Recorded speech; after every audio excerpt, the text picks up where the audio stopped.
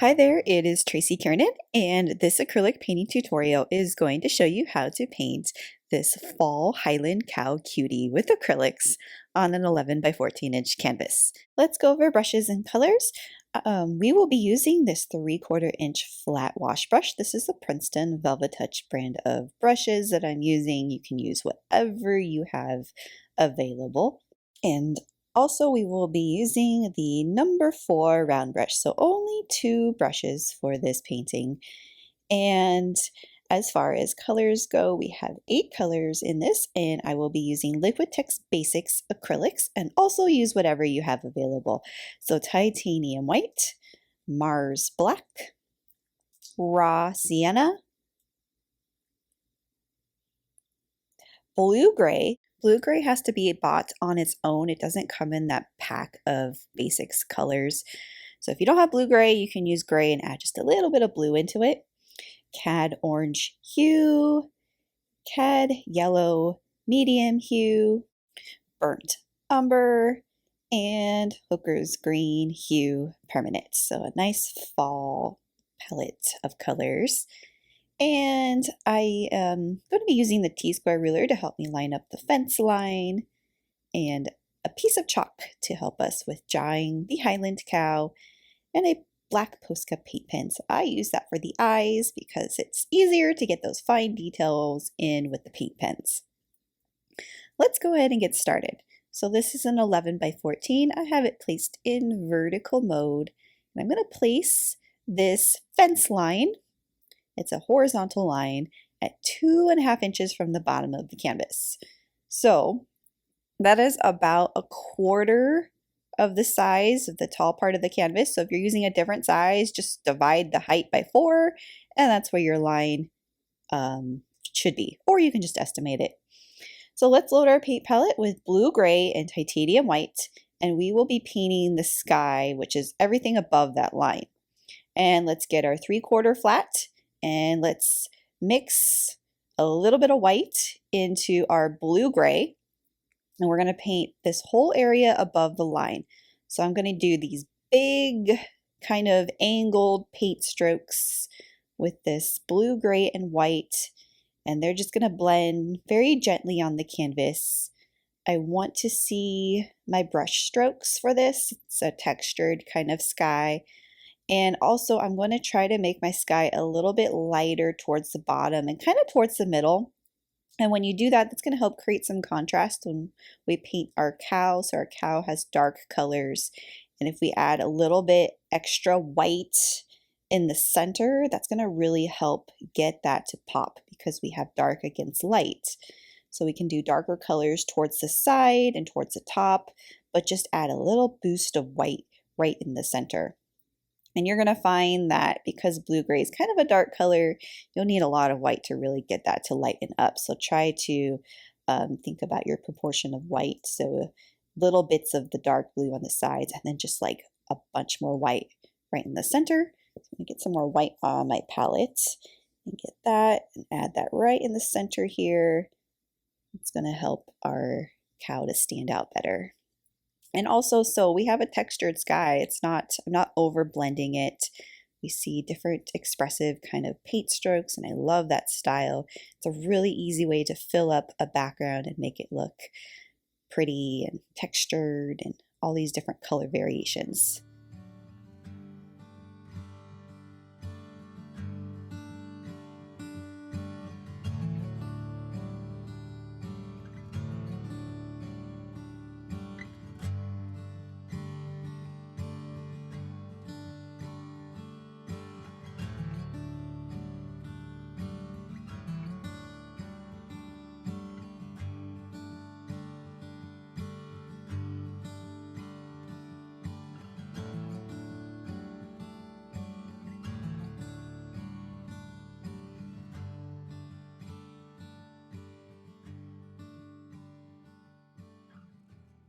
So when we are done with the sky, we do not need to wait for it to dry. Let's load our burnt umber onto our palettes, and we kind of lost our line, although I can kind of still see it, but if you need to remeasure your line, that's fine.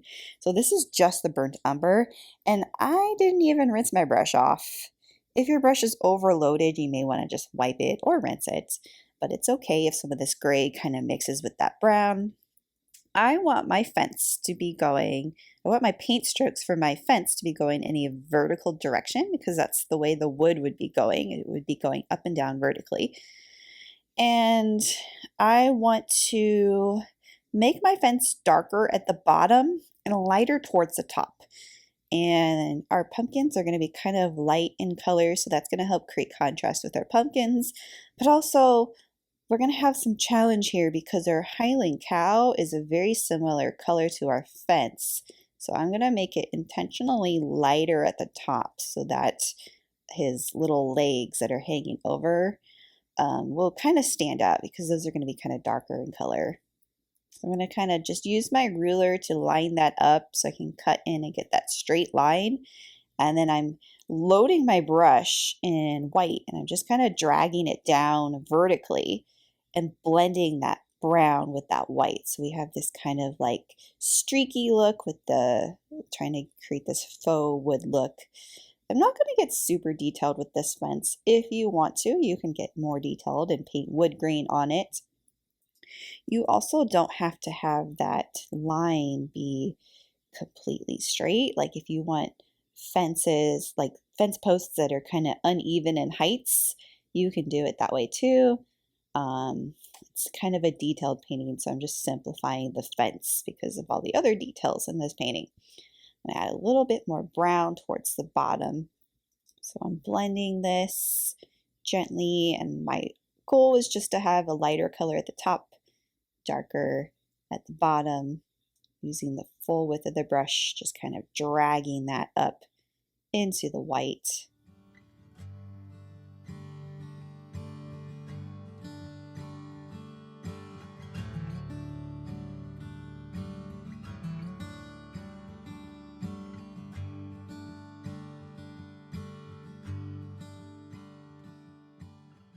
And you can paint the sides of your canvas too if you're using a stretched canvas. I'm going to take some of this brown, extend it down on the sides.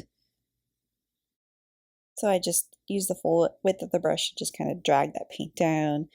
And you can do the same color on all the sides. Sometimes I like to just paint the sides all a solid color like black, but sometimes the design works where it looks pretty when it's extended on the side. So next, we do need to let this dry, and we are going to be drawing our Highland cow with a piece of chalk. So let your background dry and get a regular piece of white chalk. And we're going to draw this Highland cow. So I'm going to start kind of in the lower middle area. I'm going to draw the snout first. I am about 5¼ inches from the bottom of the canvas and drawing this sort of kidney bean shape. The width is about 2½ inches wide, and these measurements do not have to be exact. And then a little curve under for the mouth. 2 little diagonal curves for the nostrils. And next we're going to draw his legs that are hanging over the fence. So we're going to go and overlap this area right here. I'm going to draw a little kind of curve going this way. And then it kind of goes narrow towards the bottom. So almost like a stretched out horseshoe shape. Same thing over here, curves. Maybe this one kind of curves a little bit, so part of the shoulder blade kind of hangs over on the right. And then hooves, so it's flat, and then a little kind of almost a trapezoid rectangular shape down here, and then his other hoof. And then draw a line in the middle of both of the hooves. Next, let's do his head area. So I'm going to do these 2 curved lines that kind of go inwards up above the snout area. And I'm going to do my eyes, so I can just draw this little kind of curve and little line above for the eyes. However, that's going to be painted over, and the eye placement actually may end up changing to be a little bit lower, but I'm just going to kind of guess for now where those eyes are going to be. And if I take and kind of measure 3 snouts, that's how high the head is going to go. So kind of estimate 3 width or 3 heights of the snout, and then do like a curved line for the top of the head.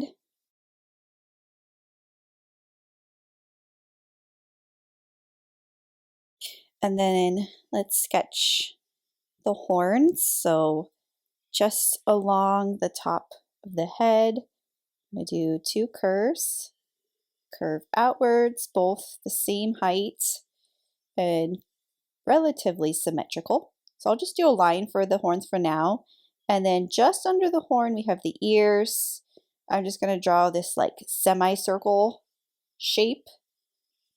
And then just under the eyes, I'm just going to sketch 2 more lines going down. And then, so we have the head drawn out, 2 kind of diagonal sort of curved lines that connect the snout to the legs that are hanging over the fence. And we see part of his back over here on the right. So I'm just going to kind of sketch a curved line that goes from the snout middle area to the fence. And we can kind of sketch the hair, although when we paint this in, we can adjust this. So I just did these kind of diagonal lines that go down, so his hair is kind of in between both of his eyes, kind of hanging down, and then some triangular shapes on the top of his head for some hair that's sticking up. And that is our basic sketch for our cow, and we can always adjust this as we are painting in. We are going to load our paint palette with the colors Mars Black, Titanium White, Burnt Umber, and Raw Sienna. And for the remainder of this painting, we will be using this number 4 round brush. Let's start by painting the snout. I am going to mix a light brown on my palette, so about 3 parts white to about 1 part raw sienna. And you're going to make this kind of light brown color. Take your round brush and outline the inner part of the snout. I'm actually going to add just a little bit more white in that. And I'm just painting that shape. I'm going to paint around the nostrils. And there's a little bit of color variation in this because I grabbed a little bit more white halfway through painting this. And I'm just letting that kind of blend with some of that first darker color in there. I'm not going to blend it all the way, so I have a little bit of variation. A little bit more white on the top. Outline the top part so it's a little bit lighter and blend that down into the snout color. A little bit more white around the inner part of both of the nostrils. So that's lighter. Maybe one little kind of highlight on the left part. Then I'm going to grab more raw sienna. So now this is a tad bit darker. And I'm going to do the mouth, or the bottom part of the mouth here. So that one is a tad bit darker. I'm going to grab my burnt umber. That's a darker brown color. And I'm going to take that darker brown color and blend that on the top part of this mouth. So now we have this darker part that's blending down a little bit, and the snout area is much lighter. Next, without rinsing the brush, grab a little bit of black, and on the inside of the nostrils, let's paint those 2 little ovals that are going in a diagonal direction.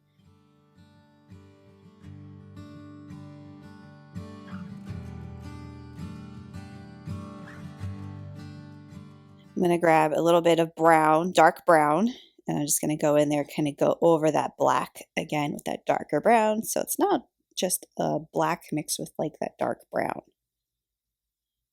I'm going to start painting the area around the snout, and I'm going to load my brush with the dark brown, that burnt umber color. So I'm going to take this and start painting this and this. So curve 2 lines around the snout, and I'm just going to start filling it in. Curve up, these two kind of meet in the middle. So I'm almost doing this kind of fur direction with my paint strokes, although the hair of the Highland is lighter in color. So we're doing kind of this darker layer first so that our lighter color hair will show up later. I'm going to stop. I'm not going to do the darker color above that where that kind of hair was that we drew earlier. I'm going to go and do below the mouth next. So this brush is loaded in the dark and the lighter brown. So the raw sienna is the light brown and the dark brown is the burnt umber. So I have it double loaded in both of those. So I'm going to do right under the mouth. So that's kind of fur that kind of meets in the middle. I'm doing short curved strokes. Only little bits of paint are loaded on my brush. It's easier to control when you only load little tiny bits of paint and when you do short paint strokes rather than big paint strokes. So the direction of that fur kind of curves inwards and kind of meets in the middle. So the curve, this middle part is where the fur meets. So this side, the fur is going this direction, and this side the fur is going this direction. So right now I am filling in everything in this front chest area other than the legs. So just the front bottom part underneath the snout using the dark and the light brown. So loading in both of those colors and just paint strokes that kind of curve and contour around the legs, around the snout. So these paint strokes right here are actually going to curve to the left because they're going around that top part of the leg. Same with right here. Just very, very sketch-like paint strokes. And then we're going to go all the way down to the fence over here. If you have some pieces that overlap the fence, that's okay. Some of that fur could be overlapping the fence in that area. I'm going to start painting the legs in, and I have my brush with the lighter brown. I just want to kind of tweak this brown a little bit so it shows up a little bit lighter than the dark. So I'm actually going to grab a little bit of white on my brush here and do these kind of paint strokes that are kind of going down in a vertical direction. So I have dark brown right here. So the leg is actually darker for the fur towards the bottom, but I'm adding lighter paint strokes to the top just so it can stand out next to that darker part. So we painted the chest kind of dark, but the top part of the leg, we can make that lighter so it stands out. So these are just these curved paint strokes that I'm just kind of dragging down. So when you grab your white and go over it, it creates that kind of fur texture. So we do run into a problem here because it's the same color as the fence.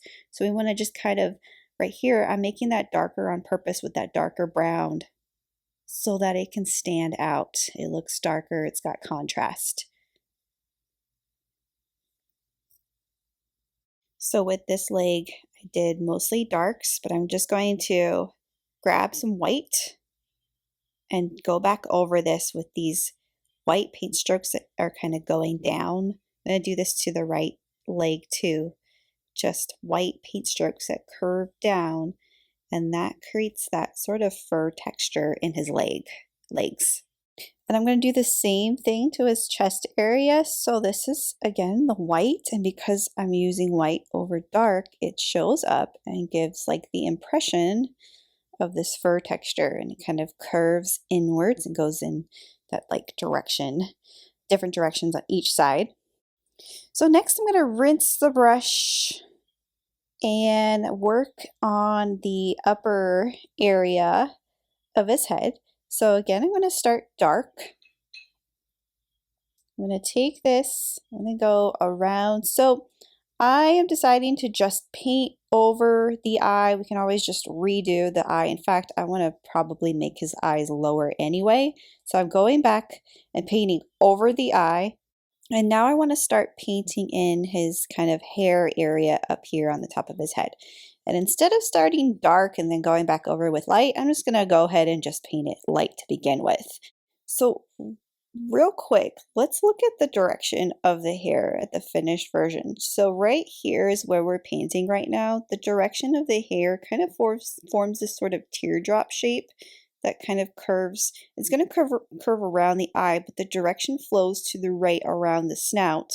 And on the left side, the direction changes to another sort of part in his hair towards the left around the left part of the eye. And then the hair curves around the snout. And this part in the middle is what we just painted. That's how it's curving inwards. And then the legs, they're kind of going diagonal in the direction of the legs, and the fur direction on the back kind of curves in the direction of the fur, of the back, and then the ears, they go in the direction of the ear. So let's go back to painting this. So we had that part, we had two different parts that we're talking about. So on the right side, and don't worry about the eye. In fact, we are just going to paint over where our eye is, and we'll just paint the eye later. But we're using raw sienna and titanium white, and we're doing this big sort of teardrop part of the hair that curves to the right, and then there's like a big part that kind of goes towards the left. So again, I'm using both the white and the raw sienna, and little curvy paint strokes that kind of blend on the canvas together to form the hair. And then I'm going to start doing the ears. The ears kind of part of this area too, so it curves outwards, and we don't really see a very distinct shape for the ear. It's just kind of hair that's curving down. So I just did that sort of like curved line to shape the top edge of the ear. So this is the top edge of the ear, and then the rest is just kind of fur with white that just kind of curves down, little wavy paint strokes going in a diagonal or a curved downward direction. So we have the ears in there. So when I reload the brush, I'm grabbing different amounts of white and that light brown. So this is the fur that's going around the outer part of the snout. So I'm taking this, and we might be dealing with some darker brown that hasn't dried yet, and that's okay if some of that dark brown blends with some of this lighter color. I'm going to try to define this teardrop shape over here on the right a little bit more. So this part of the hair stands out, and then this side of the hair stands out. So it looks like the hair is parting in half almost. I'm going to rinse my brush, and I'm going to start to work on his horns. So I have my brush rinsed off, and let's do black. So load our brush in just the Mars black color. And we're going to go back so we don't see part of the horn because the ears are covering it. So right here we don't see, and then now we see it like right here.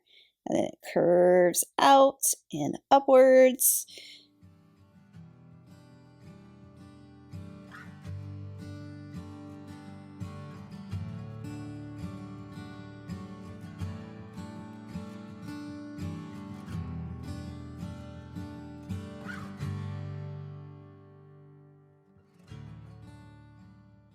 So we need the horn to be a little bit wider towards the bottom, and it doesn't really go to a point unless you want it to go to a point, but I'm having mine kind of be more curved on the end, but it's curved but narrow on the end. And if you still see chalk lines after all of this, your chalk lines will erase with a clean wet paintbrush. So don't worry about not going where your chalk lines are. Those are only sort of sketched guidelines for our painting. And then I'm going to do the same thing on the left, I'm going to try to make it as symmetrical as possible, but it doesn't have to be perfect. So I can use my paintbrush to kind of line up, make sure it's going to be the same height as the other horn. But again, we're just using black. You want to make sure it's wider towards the bottom and it goes to narrow to kind of a curved end.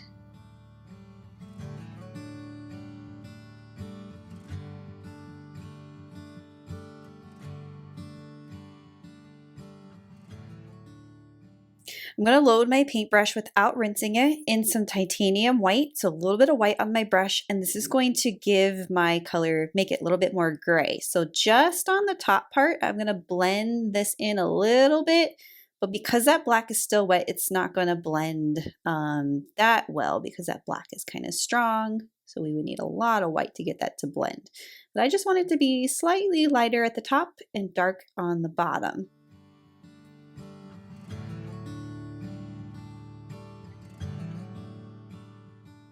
Next, rinse, and I'm going to touch up the snout area because we painted the dark fur around of it. Some of it got painted over and lost its shape, so I'm going to go back and make that light brown color again, mixing white and raw sienna together. And I'm just going to take this and really make sure that shape is nice and defined. Ideally, that brown is dry, so none of that darker brown is being dragged into this color.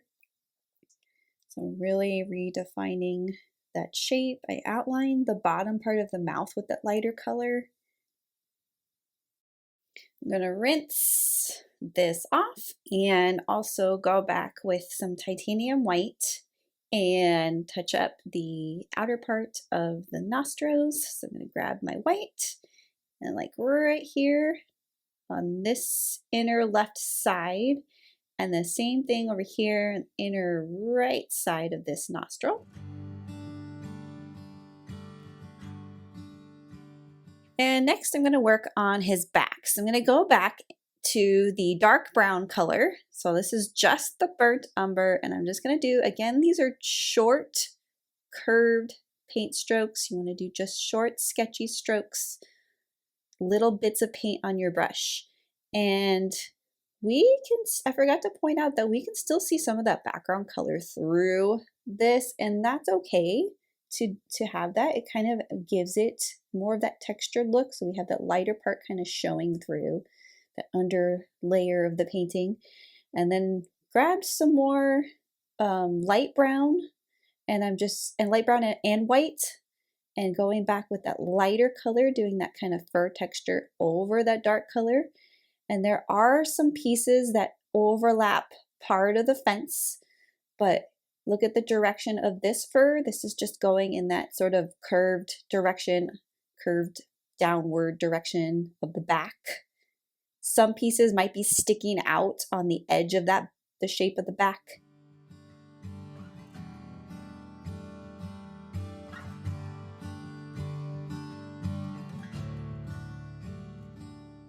And right here, I'm adding a little bit more black or dark brown. We just want that to be dark because I want that leg to stand out. I don't want it to be the same exact color as the back, otherwise it's not going to stand out. So even if I took little bits of black and kind of use that on the outer part to kind of outline the legs, that really helps that outline to kind of stand out. So if I did like a fur dark black outline. And next we're going to do the hooves. So this is black and white. So if you need to rinse your brush to start over, you can if there's too much brown on the brush at this point. We just want to make kind of a light gray color. So white, so mixed with a little bit of black. I'm just kind of dragging this up to create this like different variations of gray in the hooves. Ultimately, it's just gray, so if you want to just paint it solid gray, you can. And then make sure the top and bottom lines of the shapes are nice and defined. There's going to be some black outlining, but we'll do that later on the hooves.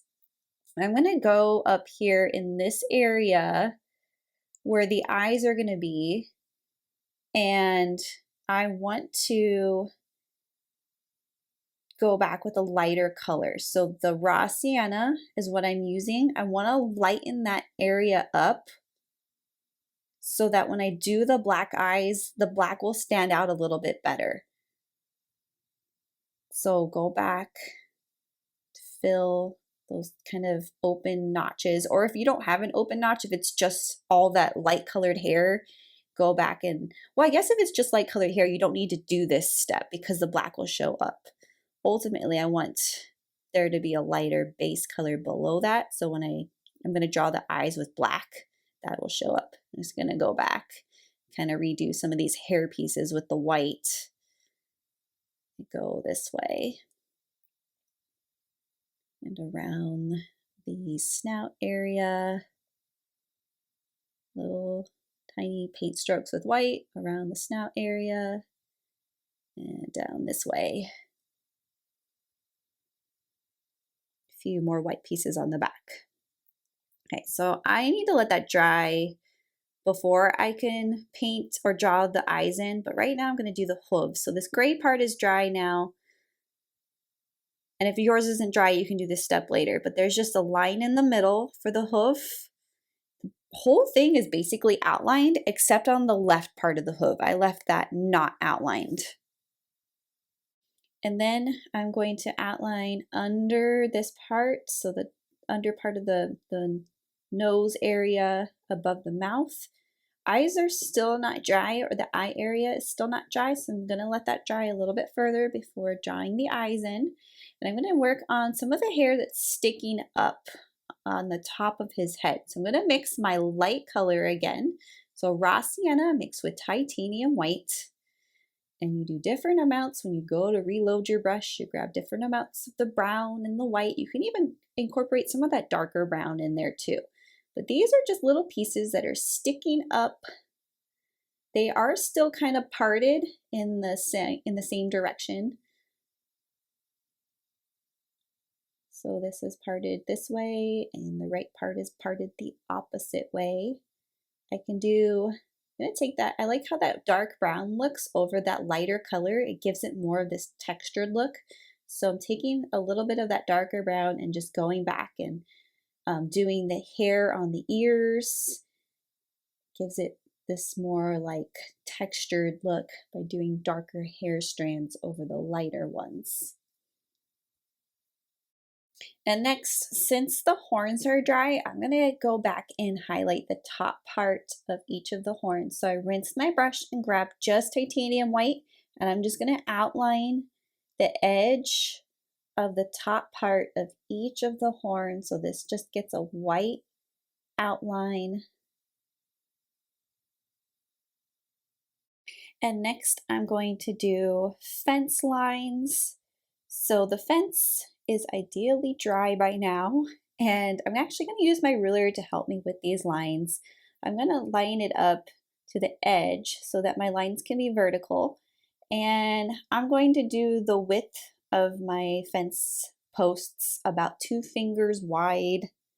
So maybe like 1.5 inches, 2 inches. You can kind of decide the width of that. You can estimate. You don't have to do what I'm doing, but we can do this 2 ways. We can use the paint pen to draw our line, so that helps us get a more precise line. So you can just take your ruler, line that up, do vertical line, and then space them evenly apart or unevenly apart. I'm going to use a paintbrush because I like the look of the paint lines. It gives it a more imperfect look when you use the paintbrush. And so we can decide 3 fingers or 2 fingers, or just estimate. And also, I did say earlier, if you want your fence posts to be like different heights, you want them, you can kind of go back and paint an uneven heights for the fence line, for the fence posts, instead of having it be perfectly straight across. If you want to paint like a post or beam that goes horizontally, or like paint little nails on the fence or wood texture, wood knots, you can. This is just Mars Black, and I'm just doing each of the lines.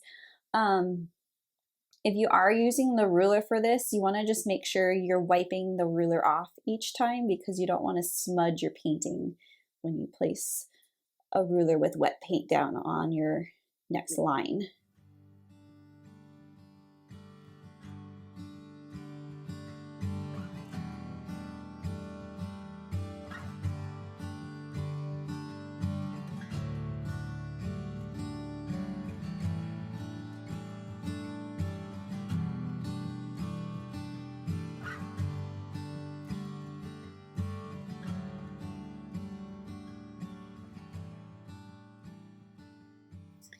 And let's let those lines dry before we do any other detail work, such as the pumpkins. So eye area is still not dry, but what I am going to do is I'm going to get, preferably you want to use clean water for this. My paint water is not clean, but this still works.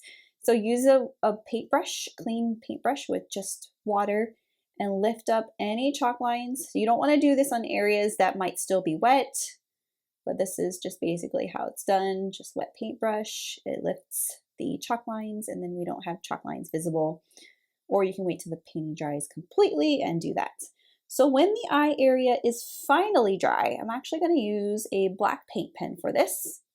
I'm going to do my first eye, and it's just a basic, like a circle with a little curve on the top for the eyelashes. And then fill it in, solid black. And then you want to just make sure your eye over on the right is in line. So I can take my ruler, make sure it's dry so I'm not going to smudge anything. I'm just going to line it up like this. So you can do it top or bottom, whatever seems to make more sense to you. And we're going to end up having to paint or draw over hair. And you know what? That's okay, because we can always go back and just paint some more hair that goes around this eye. So there's this one. Make it relatively at the same height. Do circle and then the curve above it. And then take your titanium white and your round brush. And I like to do 2 highlight dots on animals for some reason. It gives that extra cuteness factor. So I always do like 1 bigger dot and then 1 smaller dot going diagonally. But that's how you get that sort of highlight. And then we can go back. So if you need to get some more hair on there, you can leave it how it is if you like the way it looks. But I wanted to have this hair that kind of just goes around the eye a little bit more.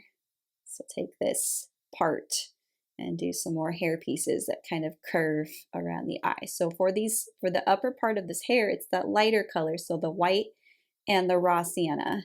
So loading your brush in white and loading your brush in raw sienna.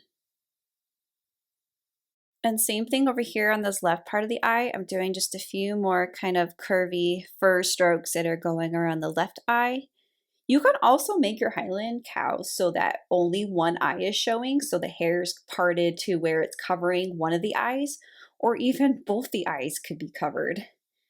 And did a few more kind of hair touch-ups above the snout.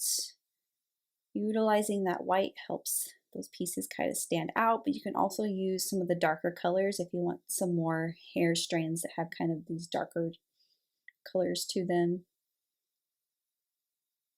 Have a few pieces kind of sticking out on the left and the right along the edges. The back doesn't have a lot of that kind of that warm brown color. That raw sienna gives it that warm color. So I'm going back over that with a little bit of raw sienna to kind of make it look more of the same color as the top part of his head. Next, we are going to move along and do the pumpkins. And so we need some fresh titanium white on our paint palette, and we will still be using the number 4 round brush. So because this is a dark area, we need to white our pumpkins out first before we can paint them orange. So I am going to paint 3 white pumpkins, and we really only see the top half or top 3/4 of the pumpkin. So we can create some varieties. So some might be kind of tall, slender pumpkins. Some might be wider or shorter pumpkins. So I'm doing 3. There's 2 that overlap each other on the left side and 1 standalone pumpkin on the right. You are welcome to paint more pumpkins, but basically it's just kind of like an apple shape, almost like a rounded shape that kind of curves downwards in the middle of each of the pumpkins. And you're just basically filling them in solid white. And we need to let this dry before we can paint the orange part of the pumpkin. So once you have your pumpkins all kind of whited out, rinse the brush and let's work on our sunflowers. So there are 2 basic sunflowers in this painting. There's one kind of shorter and one kind of taller one. And let's use the burnt umber, so that dark brown, and we're going to do 2 circles. So here's our first sunflower, so just the brown center. And then our second sunflower is shorter, and this one's over here. You're welcome to paint more sunflowers if you want.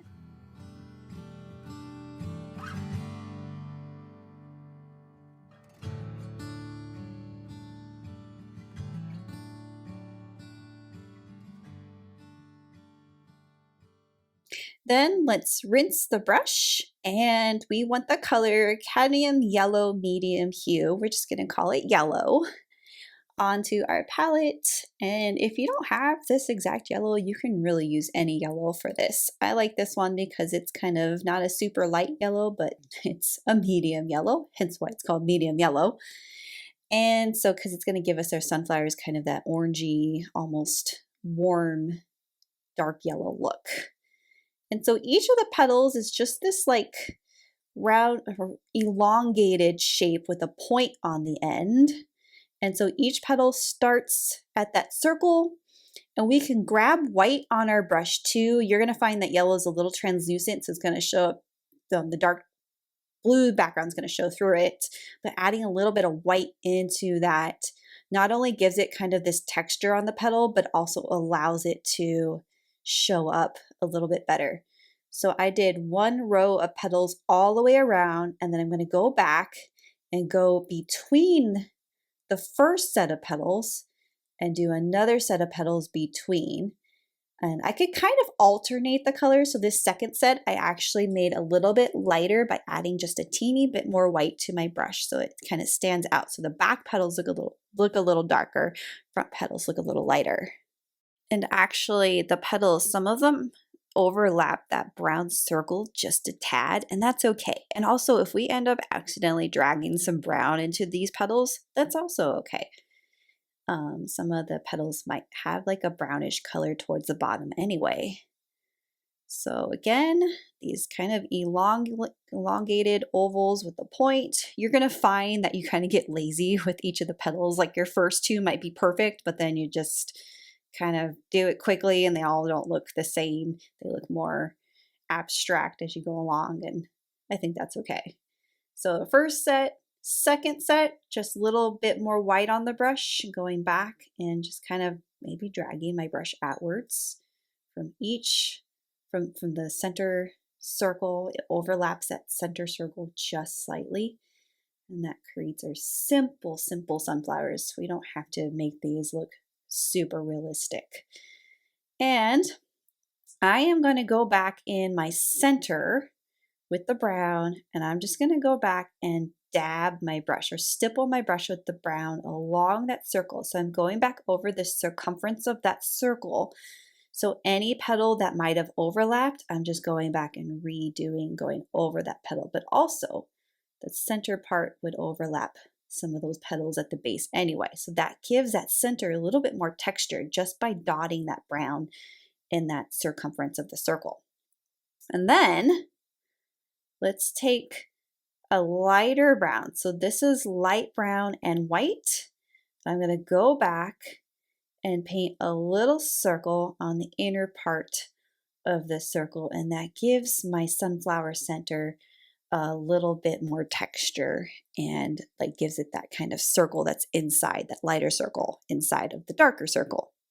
Next, let's load our paint palette with the color Hooker's Green Hue, and we're going to paint the stem and the leaves of our sunflowers. So get your round brush all rinsed off, and we're going to do this very simple. So let's load our brush with a little bit of green at the point. Sometimes it helps to pinch your bristles because we're going to be doing this thin line. We're doing this, go down, wavy, kind of a bendy line that goes all the way to the fence. And we see only a little bit of this stem. If you want, you can make it go in front of the fence, but I felt like it would interfere too much with the pumpkins, so it's going behind the fence as if these are kind of in the distance too. And do a leaf. So that center kind of diagonal line for the leaf, and draw the leaf shape. Just a very kind of pointy, abstract leaf. We can do several.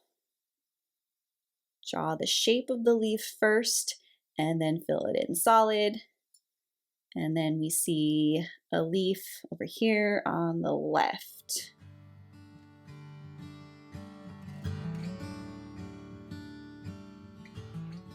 Then if we want, we can highlight our leaves, so we can go back. Before this dries, take a little bit of white on your brush and just kind of loosely outline the top of your green and let that blend a little bit, so that just gives it a little tweak in color variation, so it's not just solid the same green. So next we are going to work on our pumpkins. So we need the color Cad Orange Hue on our paint palette.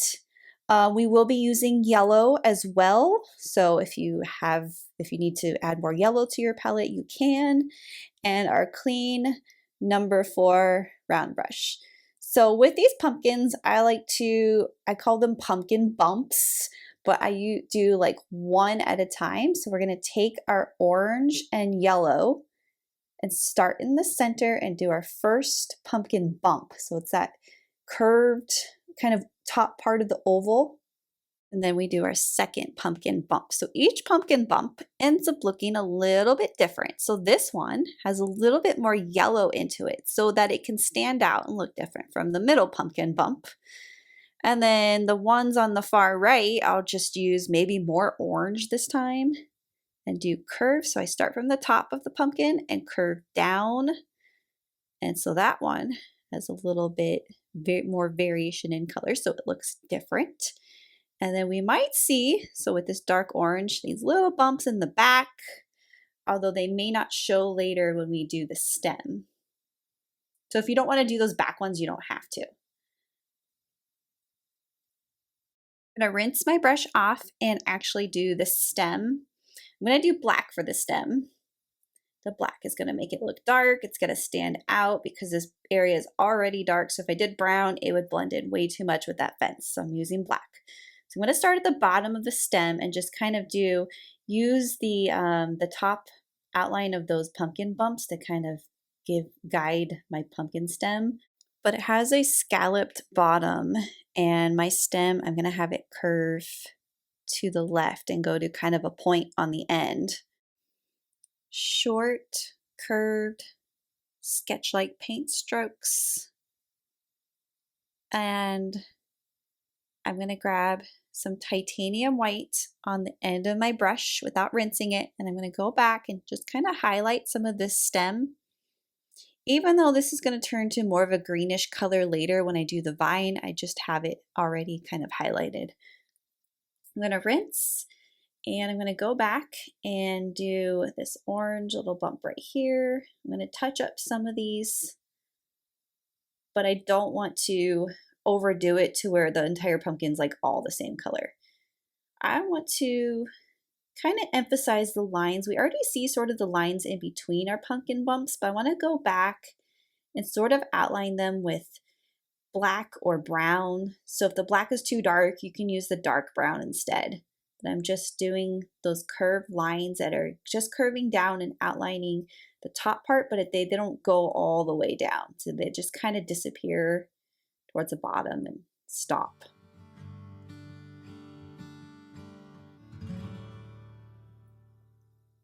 I'm going to rinse, and I'm going to start over and do my 2 pumpkins on the left. So it doesn't really matter which one you do first, but I'm going to do the the far left one first because the other one is going to be overlapping it. So I'm going to get my orange, white, yellow, mix that together.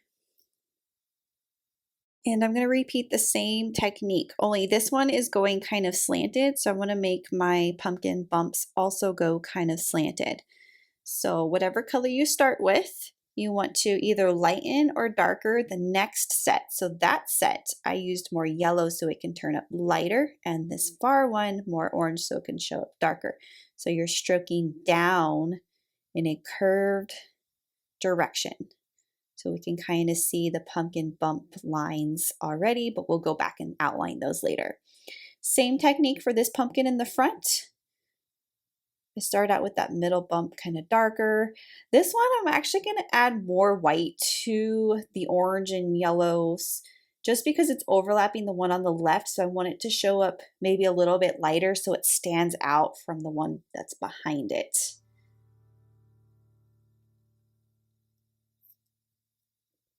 I'm going to rinse my brush and do my stem and lines on the pumpkin. So utilizing the black and draw the bottom scalloped part of the stem. Remember, it doesn't start at the very top of the pumpkin. It starts a little bit below the top. And then we can decide which way the stem is going. I'm going to have this one curved towards the right. So opposite of the pumpkin on the right. And then do the stem for this one. So do the scalloped bottom and do the stem. This one's also going to be curving the same direction. Rinse, and I'm going to grab black again. You can use black or dark brown. I'm going to do very, very thin lines curving down to create the middle bump lines of the pumpkin. Then I'm going to rinse again and grab my titanium white. So every time I'm rinsing my brush, because this is a smaller brush, I want to squeeze the water out of it so that my water doesn't end up pooling on what I'm painting on. You can also use a towel to dry the ferrule or wipe the ferrule so the water isn't dripping down.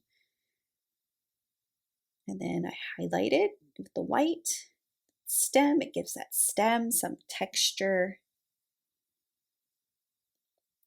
And then I'm going to take my green. So we are going to do vines. If you don't want to do the vines, you don't have to. If you don't want to do the vines the way that I'm going to do the vines, you don't have to do it this way. So I'm actually going to turn my stem into a vine. But if you want to leave the stem the way it is and just do kind of vines around it, that's okay too. So I'm going to use green and white and yellow, a little bit of water in there to kind of thin it down. Makes it easier to do these kind of curvy lines so it's more flowing. And I'm going to use my brush to do the stem or the vine. It starts from the stem and I can just kind of curve it all different directions. It can be as elaborate or as simple as I want. So these two vines curve down and kind of meet in the center. So we need some more green. And so for a leaf, I do one line in the center and then I'm dragging lines outwards to form that sort of pointy texture or pointy edging on our pumpkin leaf. It's a very simple version of the leaf. If you want to draw it and make it more realistic or more elaborate, you can. But because there's so much other detail work in this painting, especially in the Highland, which is the focus of it, we can be more simplified with some of the other decorative elements like the pumpkin leaves. So some of these vines connect and curve outwards. The pumpkin on the left, I had that vine curve and then twist and then go off the edge of the canvas. And then I'm going to go back over the stem, maybe make the stem a little bit more green so it flows a little bit better with the vines. Some more leaves. You might find that your green is kind of dark and doesn't really stand out in that dark area. If that's happening, you can go back and add a little bit more white to it. So white mixed with green to kind of lighten it. Over here, I'm going to add some more orange to this pumpkin, and then some more color to this one. So just kind of touching up the pumpkin. You just don't want to overdo it. You don't want it to all kind of end up the same shade of orange. Another leaf. And then a few more kind of twisty pieces.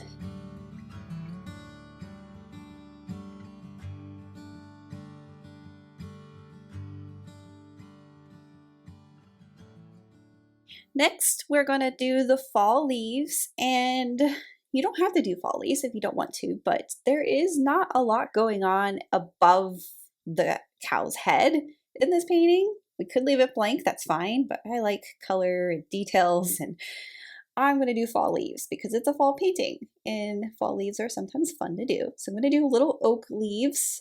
So with the oak leaf, I have that middle line, and I'm just using my brush to create like a one stroke sort of curved edging on the leaf. And this is the same concept as like the pumpkin leaves earlier. We don't have to make these leaves look realistic. They're sort of abstract because there's so much other detail work going on in this painting.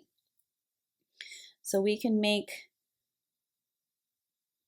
these leaves kind of bend and go different directions as if they're falling from the sky. So there's my oak leaf. And I could do another kind of leaf. So I'm going to use yellow and white. And maybe this leaf is just a basic line in the middle and like curvy shape, pointed. So like that.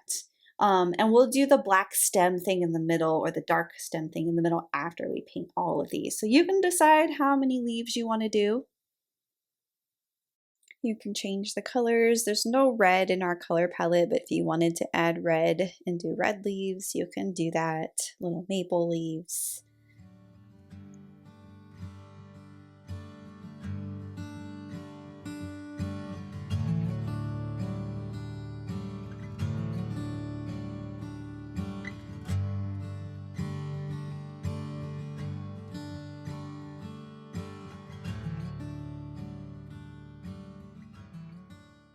And then for the center line, and you can actually do this with a paint pen too, but you'll need to wait for it to dry. I just grabbed dark brown, and all I'm doing is I'm taking this, doing a very, very thin line in the center of each of the leaves. You do like a dark brown line from the center outwards for the stem.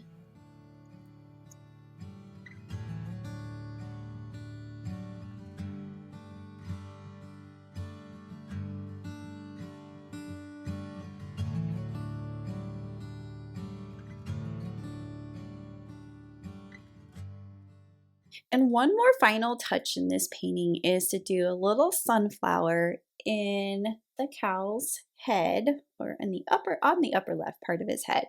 So I'm going to do a little sunflower on the side, and I'm just going to do a brown oval for the center of the sunflower. So this is the burnt umber color. And then grab just a teeny tiny bit of white on the top. Make that top part of the oval a little bit lighter for some highlight. Although that detail probably won't matter in the end. You could just leave it solid dark brown. I'm going to rinse the brush, squeeze all that water out, and we need to let that dry before we can do the petals of that.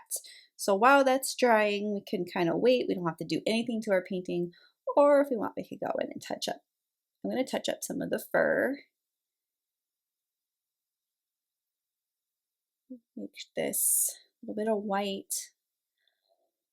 A little bit of white pieces kind of hanging up, going around the eye.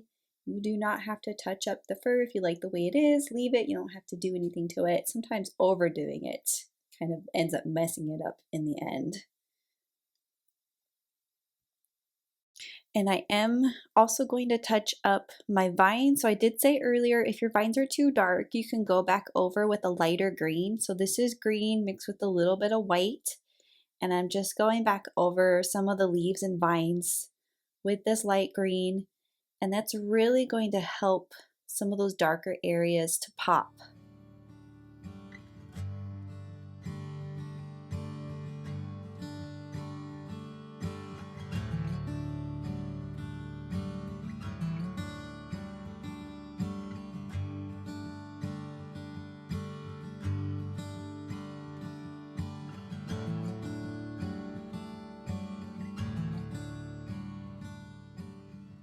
And so when our middle sunflower piece is finally dry, we can go and do our petals. So I have a clean brush and I'm grabbing yellow and white. I'm going to do my back petal. So this is kind of the same thing as painting our sunflower from earlier, only it's on its side. So we have our back petals that we see, and they look like this. These are shorter because this is a much smaller sunflower than the ones that we painted. And then our front petals actually are going to overlap. So be really careful, especially if that brown is not dry. So you want to really make sure that brown is dry. And I'm just taking this and kind of painting up, and see how it overlaps that oval we painted, but it doesn't overlap it all the way. We can still see that center part of the oval. It only overlaps it partially. And then that's how you create the little sunflower that looks like it's on its side. And then we can use our green to paint green leaf that's kind of pointed. And then another green leaf over on the left, kind of curves up and pointed.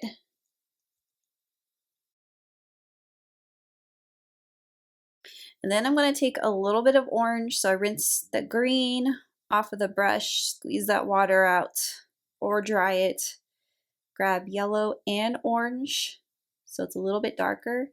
I'm just going to go back over some of these petals on the bottom with a little bit of that darker color. And then I'm going to add just a little bit of orange on the bottom of some of these other petals that we did earlier. So just on the bottom, little tick marks of orange at the base. It makes the bottom of those petals just a tad bit darker. I'm going to do that to the other sunflower as well.